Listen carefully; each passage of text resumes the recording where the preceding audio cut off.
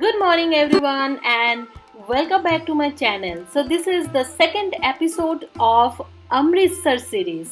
I hope आप सबने first blog को देख लिया होगा जिसमें मैंने एक्सप्लोर किया था अमृतसर मार्केट। तो सेकंड ब्लॉग में मैं आप लोगों को ले चलूँगी द टॉप विजिटिंग स्पॉट्स। सो आज का जो ब्लॉग है ना वो मैं स्टार्ट कर रही हूँ the roof top area of Marriott hotel. So guys, this is the pool area of the courtyard by Marriott Hotel and it's beautiful। अभी बहुत अच्छा धूप आया है तो मैं यहाँ में आई हूँ बेसिकली कुछ फ़ोटोशूट्स करने, क्योंकि रूम में बिल्कुल भी धूप नहीं मिल रहा था, लाइट्स काफ़ी कम थे और मुझे नेचुरल लाइट में फ़ोटो लेनी थी। एंड या this is the view is incredible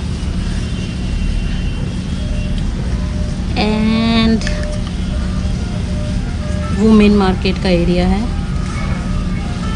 this is the complete view.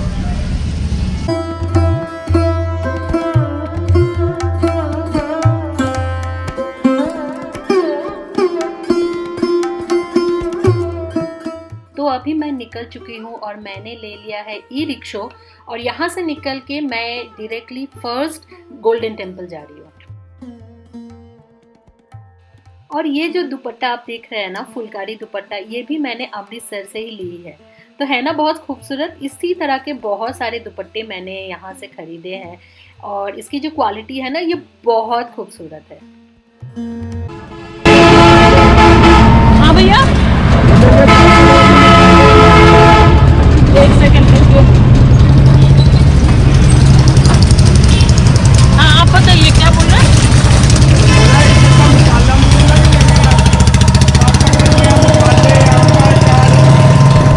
यहाँ पे बहुत फेमस है इधर का। अच्छा अच्छा। सब्जी के मसाले, मसाला। सो यहीं से मैं एंट्री कर रही हूँ गोल्डन टेम्पल के लिए। तो जैसे ही मैंने यहाँ से एंट्री की तो फर्स्ट ऑफ ऑल यहाँ में व्हीकल्स अलाउड नहीं है, तो यहीं से आप पैदल ही आपको आगे बढ़नी है, which is very very good, क्योंकि काफ़ी ज़्यादा क्राउडेड है और हर एक देश के कोने से इवन आउट ऑफ इंडिया से भी बहुत लोग आते हैं गोल्डन टेम्पल का दर्शन करने।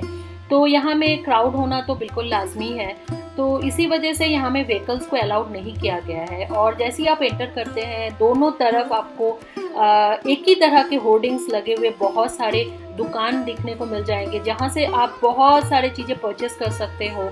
अगर आपने मार्केट से सामान नहीं खरीदे हैं, जैसे दुपट्टा हो गई, तो आप यहाँ से भी ले सकते हैं।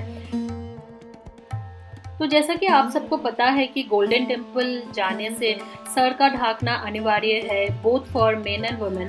तो आप अपने घर से ही रुमाल या दुपट्टा लाए, और अगर आप नहीं लाते हैं या अगर आप भूल जाते हैं तो भी इसमें दिक्कत नहीं है, क्योंकि जैसे ही आप मंदिर पर प्रवेश करते हैं तो वहाँ आपको रुमाल मिल जाएगी जिससे आप अपनी सर ढक सकते हैं।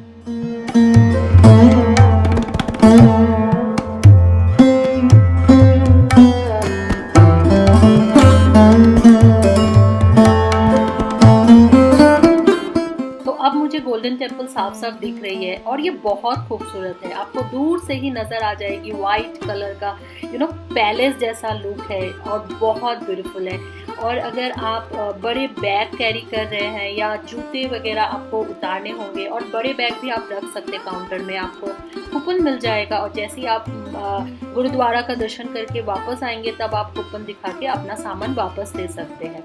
और इसी के साथ साथ मैं आप सबको और एक बात भी बता देना चाहती हूँ कि आप जब गोल्डन टेम्पल आए तो आप श्योर अपने पास थोड़े से कैश कैरी कीजिए, क्योंकि अगर आप मंदिर के अंदर जाके प्रसाद लेना चाहते हैं तो वहाँ सिर्फ कैश ही अलाउड है, आप कोई भी डिजिटल ट्रांजैक्शन नहीं कर सकते।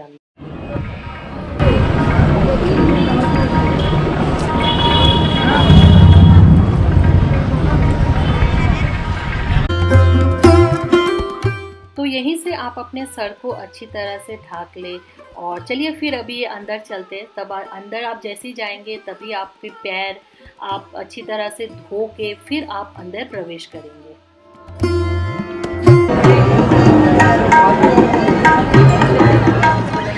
और अगर आपको चमकता हुआ गोल्डन टेम्पल देखनी है तो मैं यही कहूँगी कि आप शाम को आए, दिन में ना आए, क्योंकि शाम को ये गोल्डन टेम्पल देखने में और खूबसूरत हो जाती है।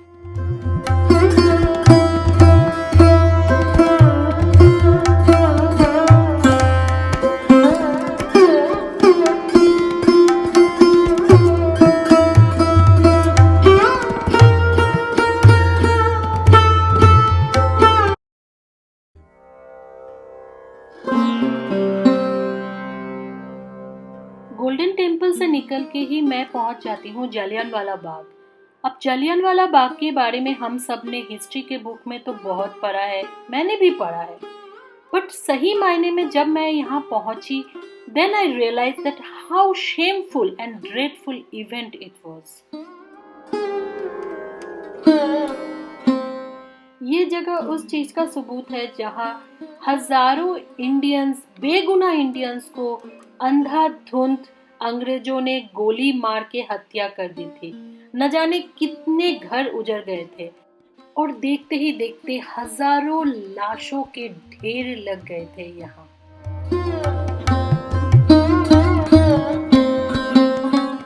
और अब आप जो मेरे सामने देख रहे हैं, that is the flame of liberty, which signifies that they are still all in our heart for those who lost their life in this deadly massacre.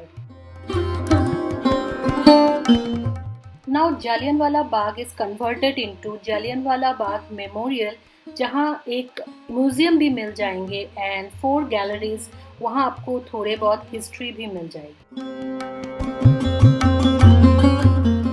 ये है शहीदी well.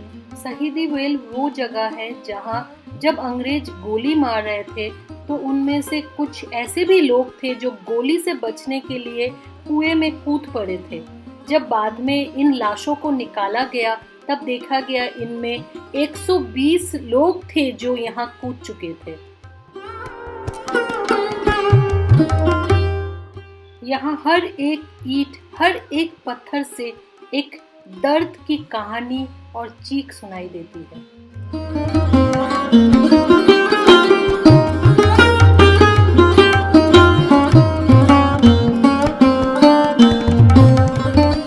So now this is that wall where you can actually view the original bullet marks of the massacre.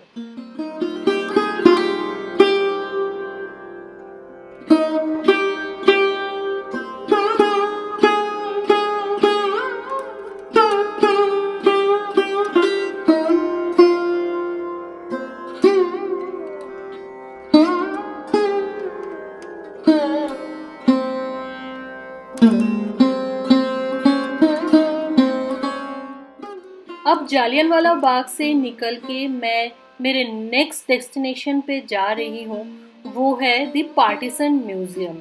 तो guys मैं एक बात आप सबको बताना चाहूँगी, आप लोग जब भी अमृतसर आए आप लोग जालियनवाला बाग जरूर आए। कुछ तो है जो मन में बहुत भारी सा अज लग रहा है।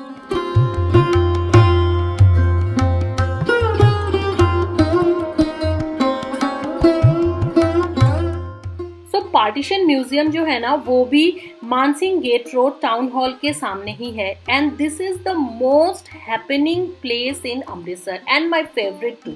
ये जो जगह है ना, यहाँ में बहुत सारे आपको खाने के ऑप्शंस मिल जाएंगे, घूमने के ऑप्शंस मिल जाएंगे and more over I just love the monuments here.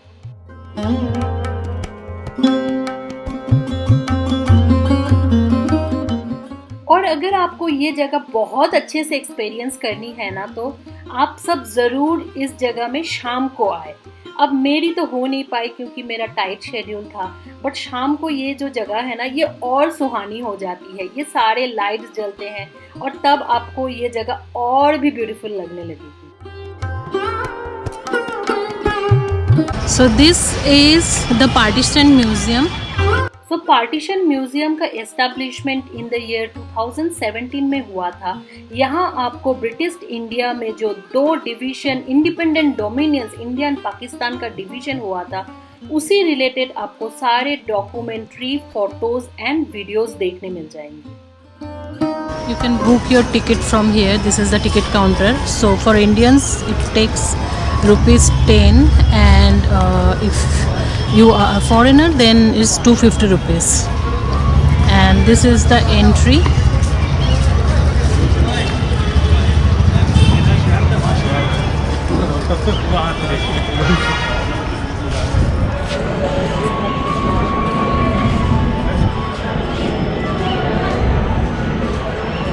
So yeah, this is the entry. पर अंदर आपको मैं कुछ नहीं दिखा सकती because camera is not allowed here.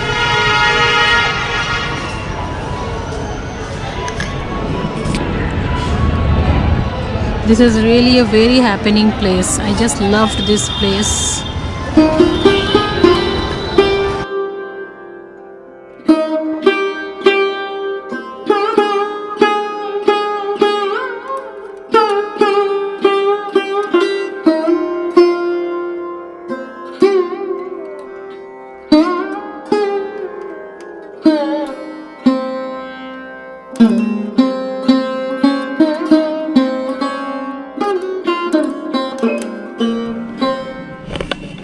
Hi guys, so I am back now.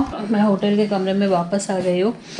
अभी आज बहुत ही ज़्यादा टायर्ड लग रहा है क्योंकि एक्चुअली में बहुत ज़्यादा चलना पड़ा. आपको अगर गोल्डन टेम्पल गए हैं तो ऑब्वियसली आपको पता होगा क्योंकि बहुत ज़्यादा इतना बड़ा है एरिया और लाइन भी इतनी लंबी थी तो इतना देर लाइन में खड़ा रहना पड़ा. देन पूरा पूरा टेम्पल घूमते घूमते काफ़ी देर लग गया और पैर में भी मेरा ऑलरेडी चोट लगा हुआ था. गोल्डन टेम्पल से निकलते ही जालवाना बैग मिल जाता है और जालवाना बैग में जाके वहाँ में भी काफ़ी ज़्यादा चलना पड़ा. तो ये दोनों जगह में चल चल के मेरा हालत हो गया है बुरा. फिर वहाँ से निकल के मुझे आज थोड़ा शॉपिंग का प्लान था फैमिली वालों के लिए, बट मैंने सोचा कि बहुत ज़्यादा चलना हो जाएगा, देन मेरा प्रॉब्लम हो जाएगा नी में. तो मैंने प्रेफर किया कि चलो आज होटल में आ जाते क्योंकि कल का दिन भी मुझे मौका मिल जाएगा क्योंकि परसों तक मैं हूँ.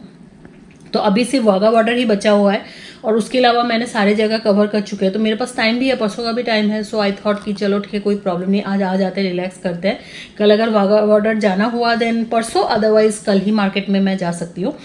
तो मैंने ई रिक्शा ले लिया और फिर अभी मैं होटल में पहुँच चुकी हूँ. तो आज एक बीच में एक इंसिडेंट भी हुआ जो मुझे बहुत ही गुस्सा आ रहा था. जब मैं गोल्डन टेम्पल से निकल के जालियाना बाग में जा रही थी तब ये कुछ लड़के जो होता है ना वो एक मोटा सा एक डंडा से उन लोग खेल रहे थे और पता नहीं थ्रो कर रहे थे, क्या कर रहे थे, आई डोंट नो. जो भी कर रहे थे वो काफ़ी इम्प्रॉपर था बिकॉज उस रोड में इतना भीड़ है, इतने आदमी थे, भरे हुए थे.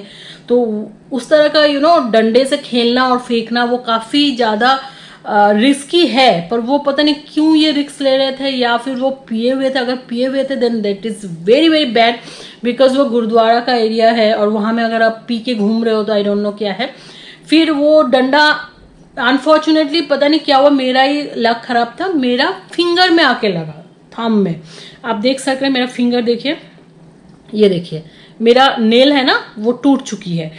एक्चुअली मेरा नेल टूट के ही शायद मैं सेव हो गई, अदरवाइज अगर मेरा नेल पे ये डंडा नहीं लगा होता तो मेरा फिंगर टूट जाता था फॉर श्योर बिकॉज काफ़ी तेज वो डंडा आया और मेरा फिंगर पे जाके लगा और मेरा नेल्स जाके टूट गया. फिर मैंने वहाँ में उन लोगों को डांटा वाटा है पर मुझे नहीं लगता है जो उनको कुछ भी फर्क पड़ा. मैंने बताया क्योंकि बाकी सब लड़के आके बोले मैम माफ़ कर दीजिए, माफ़ कर दीजिए. फिर मैंने उनको बोला आप मेरे को क्यों बोल रहे, जो बंदे डंडे से खेल रहे हैं आपको उनको जाके रोकना चाहिए. अगर वो डंडा किसी के सर पे लग जाता था तो, या फिर मेरा अगर फिंगर टूट जाता तो ये बहुत ही मतलब अनफॉर्चुनेट इंसिडेंट हुआ है. केयरलेसनेस के वजह से कुछ आदमी लोग ऐसे करते हैं तो उससे क्या होता है, एक शहर का जो एक होता है ना परसेप्शन खराब हो जाता है. क्यों, अगर मेरा फिंगर टूट जाता था तो मैं खराब फीलिंग के साथ जाती थी. तो ये सब चीज़ें नहीं करनी चाहिए, आपको ध्यान देना चाहिए. स्पेशली टूरिस्ट स्पॉट में थोड़ा सा आपको जेंटल बिहेव करना चाहिए. तो ये एक अनफॉर्चुनेट इंसिडेंट हो गया मेरे साथ, बट थैंक गॉड कि मेरा फिंगर सेफ है, फिंगर पे कुछ नहीं हुआ. नेल के ऊपर से मेरा जो जितना भी मतलब डेंजर जो था वो चला गया नेल के ऊपर से ही. सो एनीवेज अभी कमरे पे आ चुकी हूँ. होप आप सबको मेरा ब्लॉग अच्छा लगा होगा. अगर अच्छा लगा है मेरा ब्लॉग तो काइंडली लाइक, शेयर और सब्सक्राइब करना मत भूलिएगा. तो चलिए फिर मिलते हैं एक नए ब्लॉग में कुछ नई चीज़ों के साथ. तब तक के लिए बाय.